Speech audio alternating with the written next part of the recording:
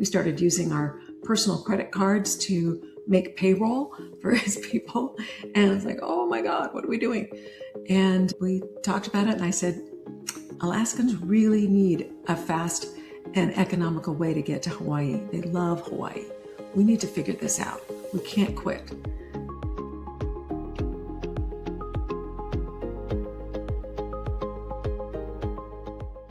Hello there, Pursuing Freedom friends. This is your host, Erin Bradley. Thanks for tuning in today. If it's your first time here, we are excited for you to meet my friend Ral West. And if you've been listening for a while, buckle up, my friends. You know these conversations are always inspiring, and this is definitely going to leave you fired up and considering what needs to change in your business. So a little background on Ral is that she has 45 years of experience as a serial entrepreneur. She's grown and founded and sold multi-million-dollar businesses. One was an 8-digit business that was sold to Alaska Airlines. She's demonstrated her ability to organize her businesses in such a way that she's the owner versus the operator. So she's free to live her dream life while still operating multiple successful businesses. And she now teaches other entrepreneurs her passion to transform you from overworked operators to strategic leaders who no longer have to sacrifice your lives for your businesses. She's also a best-selling author of a couple books, one called Unshakable, Stories to Anchor You Through Life's Storms, and Unshakable Leadership. So if you've been listening to the podcast for a while, I'm sure you know why I was like, yes, Ral, we have to get you on this podcast ASAP, because I'm all about helping people design businesses that fuel the epic life and rather than drain the life. And so we speak the same language, we're cut from the same cloth, and I'm so confident we're going to have a great discussion here today. So with no further ado, Ral, thank you for being here. Oh, thanks. Thank you, Erin. This is going to be fun. Tell us a little backstory. We always like to start from the humble beginnings, because if we jump right to the multi-million-dollar businesses, it's okay. There might be people listening and they're like, wait, this is too far, too fast. So bring us back to how you got to where you are today and why you're so passionate about helping your fellow entrepreneurs. Okay. Born and raised in Seattle, but moved to Alaska in my mid-20s. First to take a job as a director of marketing in a tour company, because my whole family was involved in Alaska tourism all my life. And from there, I decided that I'd rather work for myself than other people. So I moved to Anchorage, which is the big city in Alaska. Started a little business doing marketing consulting for tourism businesses. And across the hall from me was a guy who had his own business, and we met. I started advising him on his business. He started a new business. We got married. I maintained my marketing business and continued to advise him, and his business grew and grew.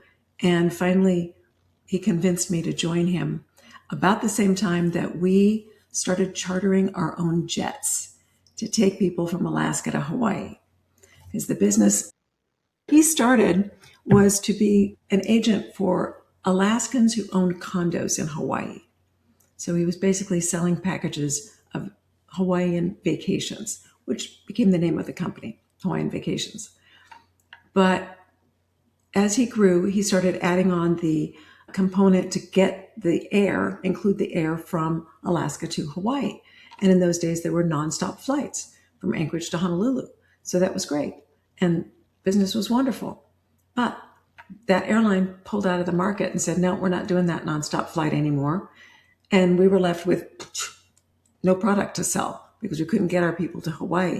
If you don't go nonstop from Anchorage to Honolulu, you have to go via Seattle or San Francisco or Los Angeles. And it just makes the trip a lot longer and more expensive. So we faced the giant roadblock of, should we just shut the business down? What are we going to do without revenue? The business just dropped like a rock. We started using our personal credit cards to make payroll for his people. And I was like, oh my God, what are we doing? And, and we talked about it, and I said, Alaskans really need a fast and economical way to get to Hawaii. They love Hawaii. We need to figure this out. We can't quit. So we kept going, and he found a jet that had enough hours available on it to do a round trip between Anchorage and Honolulu. And he convinced the airline to charter that jet to us. And that's what began the journey from us go from just being a little tour operator selling packages in Hawaii to becoming a scheduled charter airline.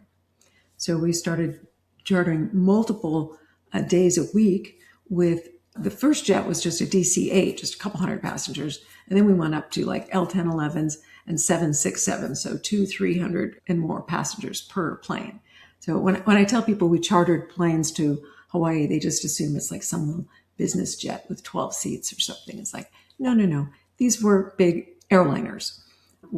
We grew the business to, as you said, mid 8 digits in annual revenue. But in the process, we were drowning because this little company that, just started off just, selling packages, all of a sudden became this airline. And we were trying to manage it all just mom and pop. Because by that time, I left my business, shut it down and said, okay, I need to pay attention to this one because we have bet the farm on this because we had to guarantee these flights and stuff. So it's like, yeah, you got my attention. So we were working long hours. We had a daughter who was in grade school. She would have to come to the office after school and sit there and do homework or watch videos or hang out. And we'd be eating dinner at our desks, fast food, McDonald's, pizza, Chinese food, just a really wonderful lifestyle, right? So we were exhausted, we were overweight, we were out of shape. It was miserable. And we knew that something has to change. So I started to studying whatever I could get my hands on. I even went back to college and studied organizational management. Our mentor at that time was Robert Kiyosaki. We had lunch with him on the Big Island one day. He said, you guys need to get these 2 books. He told us to get the books. We went to the bookstore that day, started reading them, went back to Anchorage and said, okay, we're going to change the way we run this company. And one of the books was The E-Myth by Michael Gerber. And those 2 books combined with what I was learning in my college courses helped us just revolutionize the way we were running the company. We started creating systems. Go ahead. I love The E-Myth. What was the second book? The second one was The Great Game of Business by Jack Stack. And I haven't read that one. The premise of that was, he said, use open book management, which meant open up your financials to your team. Let them see what your numbers are. And business people that we knew said, you're crazy. Why would you do that? You're not going to let your people know what you're making. And we said, no, this guy makes sense. We're going to do it. So we started sharing our financials. But a lot of our team this was like their first job, or maybe they were just out of high school. They were reservations agents. Everybody was taking reservations by phone in those days. This was the early 90s. And they didn't know the first thing about what a financial statement was. We'd say P&L, and they just go, huh? So I realized, okay, I have to teach them. So I would conduct classes on how to read a financial statement. And I taught them, this is a balance sheet. This is a profit and loss statement. This is what all the lines mean. And we just went through them line by line. And the light bulbs would start going off. And they'd go, oh. So that's what we have to do. These are the costs that we can control. They can't control how much we pay for the charter, but we can control other costs, variable costs in the business. And so they got it. And then what went along with that in tandem was the fact that we were nurturing our culture. And part of our culture was that it's win-win. So we said, when the company wins, we're going to make sure that you win. And that turned out to be the greatest team alignment tool imaginable, because they were totally committed, especially when they started getting these big checks, bonus checks. And they were often 4 digits, sometimes 5. And we'd also do fun things like we'd have a goal for a particular month. And if we made it, we'd hand out $100 bills at the staff meeting. So it just got the excitement and the energy just ramped right up. And so between all of this, creating the systems, engaging the team, creating this culture, making sure that we had all of our statistics, we had reports, all kinds of reports, measuring all of our data so that we knew exactly how we were doing, and so that the team knew how we were doing and how they were doing individually too. Like we would measure the number of calls each res agent would take. How long were you on the call? What was the dollar revenue per call? All these things they would use to see how they were doing. And it was just miraculous. And the company just mushroomed. So that was really the beginning of how we started working ourselves out of a job. So by 1999, the end of that decade, and our first charter was 1991. So between 1991 and 1999 was where we went through the thick of being overwhelmed and then gradually working our way out of that. And by 99, we said, we're ready to hire a chief operating officer and a chief financial officer, and we're going to step aside. And they took over and they said, are you sure you're going to let go and let us run it? And we said, yeah, see ya. So we went off to Maui and bought a second home, bought a yacht, and we were gone. So they're like, oh, Love it. you. But we weren't that far away because we had the reports. By that time, we had emails and internet, and we could watch what the company was doing through all of these reports that we had established. And we would come back for regular meetings with our team. And so we knew what was going on, and we could still direct and be the visionaries, the guides from afar. And the company just continued to grow. And then And is this the company you sold to Alaska Airlines? Yeah. So what happened is towards the latter part of, actually, it was in the 2000s. So mid 2000s, we started noticing that Alaska Airlines was doing things with their program, with their equipment, that meant that they were getting ready to launch service to Hawaii. It wasn't ever publicly announced, but like my husband knew that they were getting their equipment certified for what's called ETOPS, or extended over water passenger service. And we knew that they didn't need that to fly up and down the West Coast, or even to Mexico, or even by that time they were flying across to the East Coast. They didn't need over water capabilities for those. They needed it for Hawaii. So we knew that was where they were moving. And so we had an outside board of directors by that time to get more expert wisdom than we had, people who were bank presidents and CEO of the largest grocery chain in Alaska and things like that, just different industries. And they would listen to us saying, this is what's happening. And they said, yeah, you should sell to Alaska Airlines. So they advised us to get an investment banking firm, which we did. And they put together a pitch package and presented it to Alaska Airlines and said, you can win this market, and it'll be tough because Hawaiian Vacations really owns this market. We'd already beat Hawaiian Airlines and Northwest Airlines, who tried to compete with us, and they didn't make it. So yeah, they said to Alaska Airlines, you can try to win it, but it'll be expensive, or you could just buy them. So wow, that's what they did.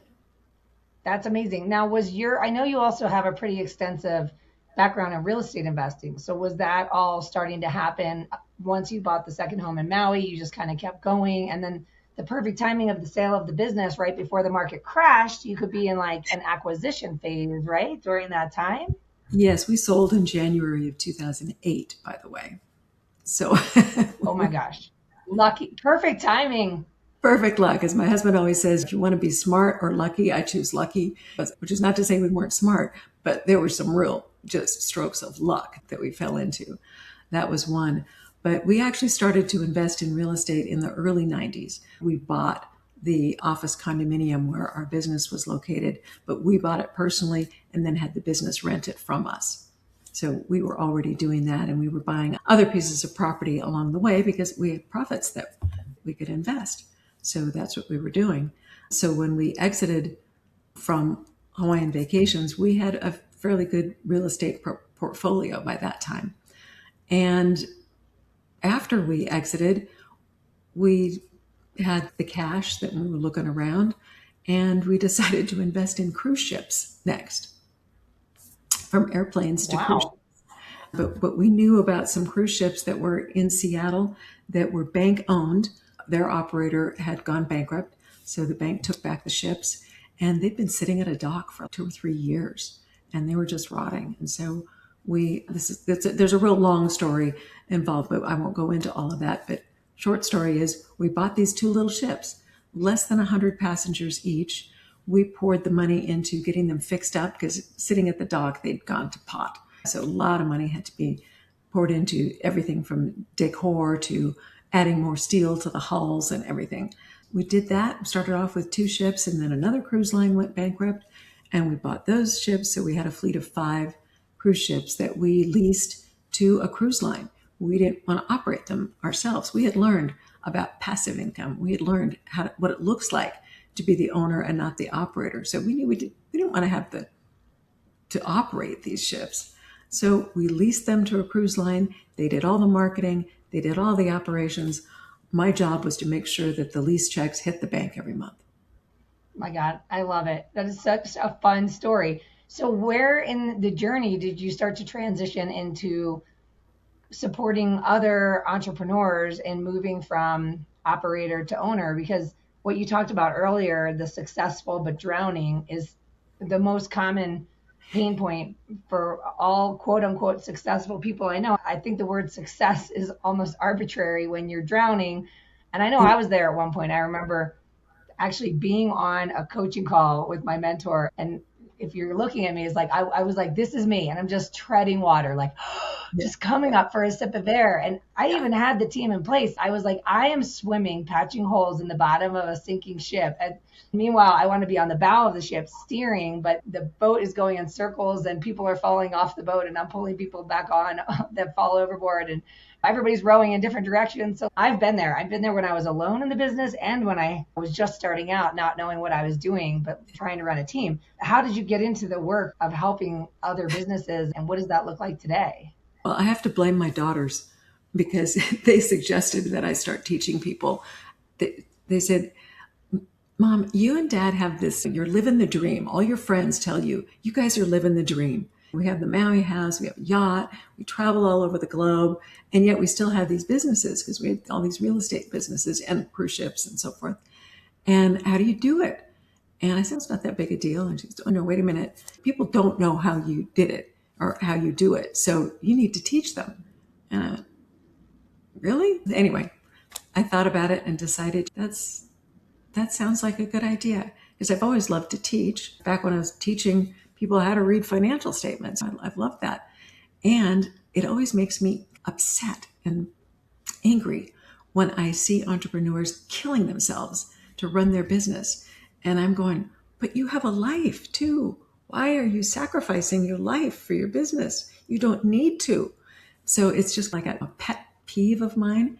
And it's grown from that into an absolute passion to just get as many entrepreneurs as I can possibly reach to get out of that pain that you were talking about and start to really enjoy their lives. And I know it's possible because I did it. We did it several times. And when I first started this journey, I said, okay, I'm just going to create an online course because that sounds simple. Little did I know. But I started to analyze what were the things that made it possible for us to step aside and be the owner and not the operator. And I identified 6 principles. And I realized, yep, those 6 principles are really what it takes to be able to run a business without being in the thick of things.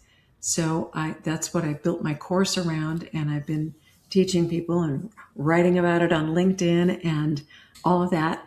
And now I'm just doing the one-on-one coaching and working with individual entrepreneurs and saying, okay, what's going on with your business and what's going on with you and what do you want your life to look like and how do we get you there? And let's look at your team. Or some people don't have much of a team. So it's okay, where can we get you out of the middle of all of this?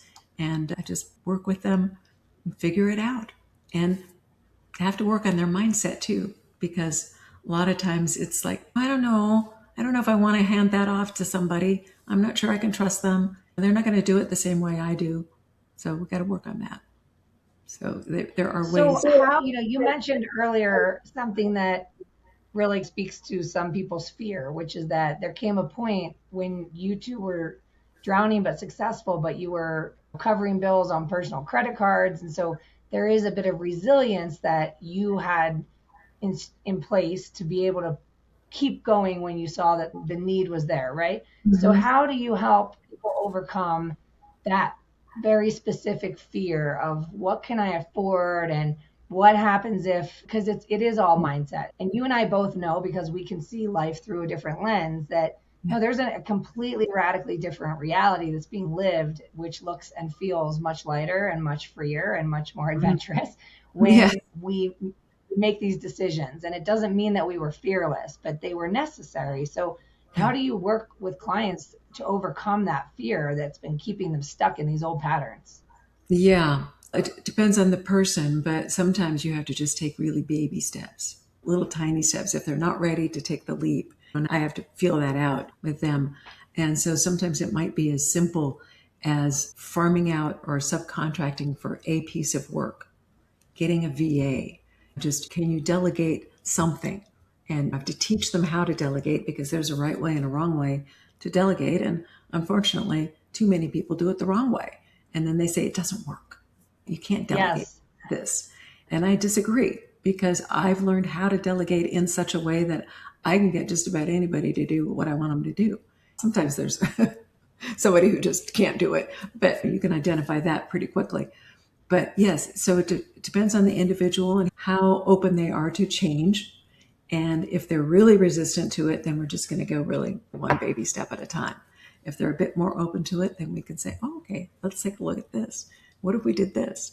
Like, for example, one huge leveraging step that we made in our business was about 1999 when we had all of our reservations coming in by phone, which meant we had to have staff there on the clock in order to take a booking. And our hold times were astronomical. Our customers were not that happy sitting on hold for a half hour, an hour and a half. That was not good. And we just kept hiring people and hiring people. But like, how many people are going to need more office space? We're going to need more phone lines. So at that point, we said, we need an automated reservation system. We need a way to take these bookings, whether anybody's working or not. But in 1999, that kind of product was not available. It did not exist. We had to find a software company who would build it for us. And we were the beta. And it took 2 years and well into the six digits to create this. And that was a huge investment for us. But the difference was night and day, is as soon as we could start taking bookings 24/7 without having somebody answer the phone, that's when we shot up into the mid eight digits in annual revenue because we were willing to do that. And that meant we had to be willing to take that risk because it's a risk. What if it didn't work? What if we spent all that money and all that time and it was a big flop? But at some point, you have to go with your gut and take a gulp and a leap of faith and do it. And so I can coach the entrepreneurs that I work with from my own experience that, yeah, sometimes it's really scary to have to do these big changes, but it can be really worth it.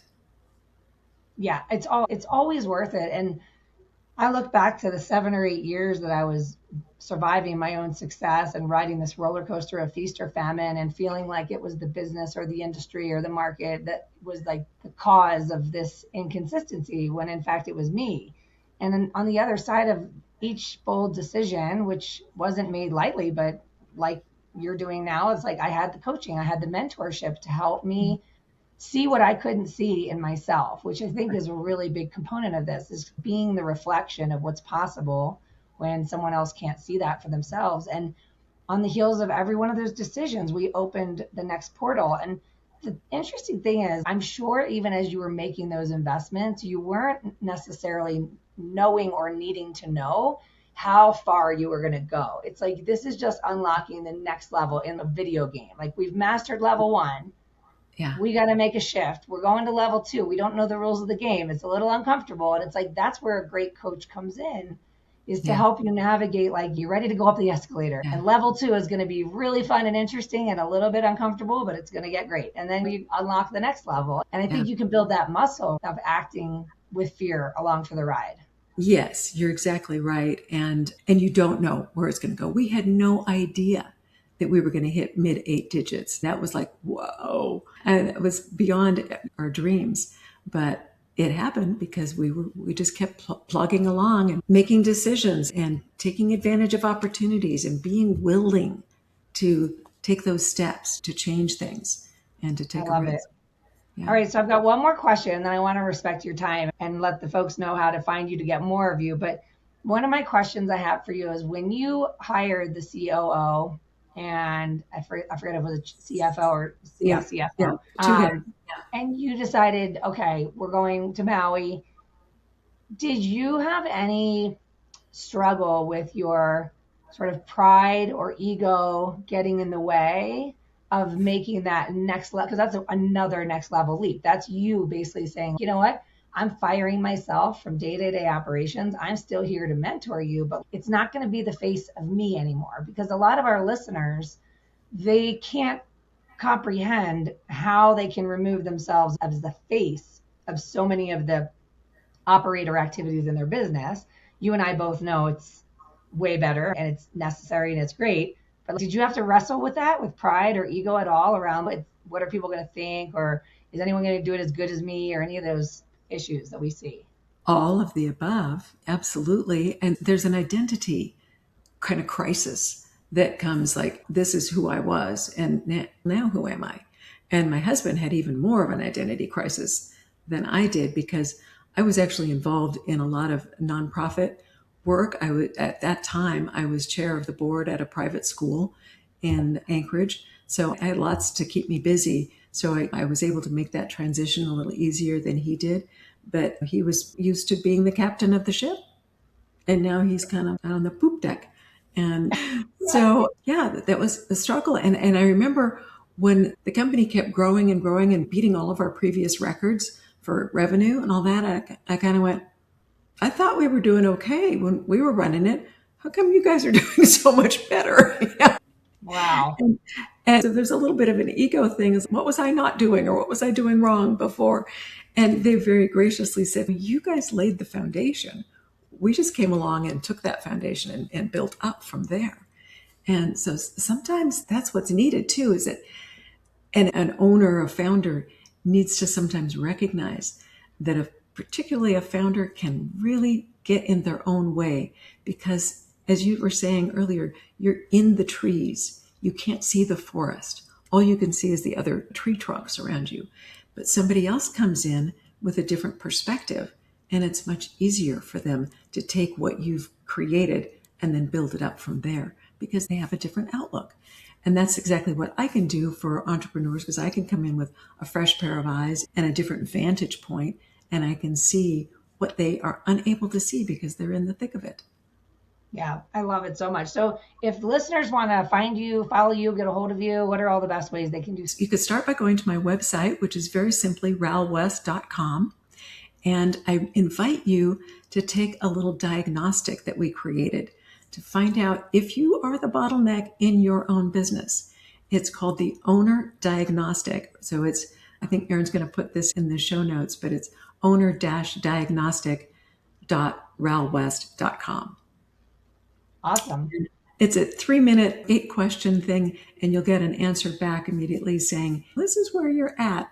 And then I invite you to explore that further with me. We can jump on a call together and see where you're at and where you'd like to be and see if I can help you. I love it. Thank you so much, Ral. This has been awesome, and I really appreciate you taking the time out of your schedule to be with us today. Yeah, Erin, it's been my pleasure. Thank you.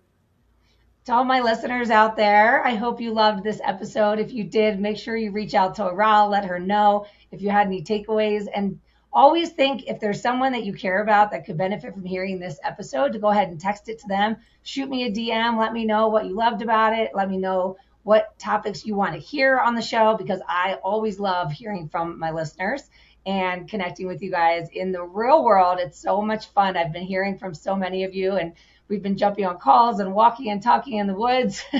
My favorite thing to do. So as always, shoot me a DM on Instagram at Pursuing Freedom Official. Reach out to me, and I love hearing from you. I love and appreciate you. Make it an awesome day, and we'll see you next time. Thanks for tuning in to Pursuing Freedom. If this conversation sparks something with you, be sure you're subscribed so you can keep building momentum towards your life of freedom. And don't keep this to yourself. If you know someone who's on the same journey, be sure to share it with them. And I'll see you next time.